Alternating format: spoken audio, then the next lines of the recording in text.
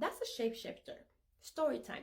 Growing up in Haiti, or anyone who has Haitian parents can tell you that there is such a thing as shapeshifters, loups in Haiti. And that is the reason why they also tell you whenever you hear a cat sounding like that outside your house at a certain time at night, you should not go outside to go see what's wrong with the cat, because usually it's not a cat and you will not live to see or tell the story of what you witnessed. So I remember one time we were all in the house. It was late, very, very late. Usually we'll stay up even though we cannot be outside at a certain time. If you go to Haiti, you should always listen to the locals when they tell you do not go at a certain area, to a certain area, or at a certain time go outside. Because trust me, you won't make it back in the house. And I'm not even over exaggerating.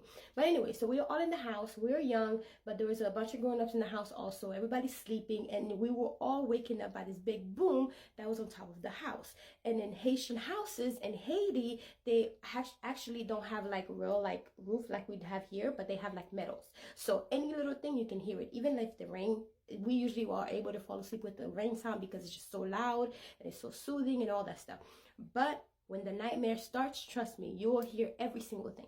So we're sleeping and we're all waking up at this boom. Even the children, you know how children can sleep real well, right? They sleep through everything. We all were waking up, but the grown-ups already know because they're so used to it. And also we know a well-known lugau in the town that everybody can respect because we know how powerful she is, and a lot of people have been taken out by her, but they can never prove that it was her until one day. So anyways, we're all sleeping and we're waking up by the sound, and we just hear footsteps on top of the house just walking, as if like it's like, you know, grains falling in the house, but it's like real loud footsteps, just walking, and all the adults just start praying, and the children were just scared because we're so used to hearing stories about that happening, and eventually it happened to us. So we're like scared, and the adults are praying, even though like voodoo is a religion in Haiti, they still pray. A lot of people pray but still practice voodoo because that's really our religion. Just like the Catholic people, they also practice voodoo, but also they tell you that it's bad. Anyways, so they're praying. The children are trying to figure out what's going on. Well, the baby, my aunt had a baby that was just a few weeks old, not even a month, a few weeks old. The baby just kept crying nonstop. And they usually, whenever they come in on top of your house, they're coming for the baby, not children who are a certain age. They're coming for the innocent, right? So the baby's crying. The people are praying. So there's a lot going on, and the noise on top and everything. All of a sudden, the noise stopped, but we hear a cat right by the door, literally right at the door, right?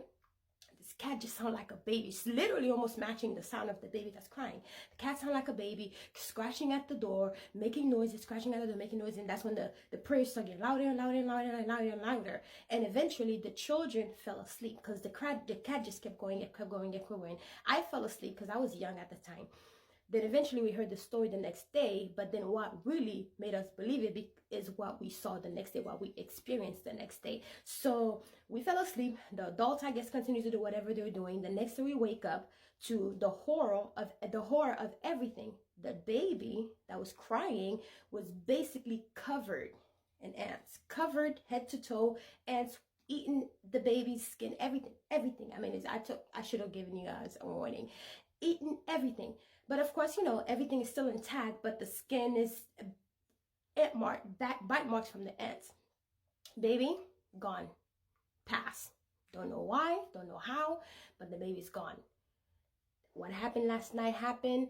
Next morning, wake up, baby's gone. And that was the first child that my aunt lost.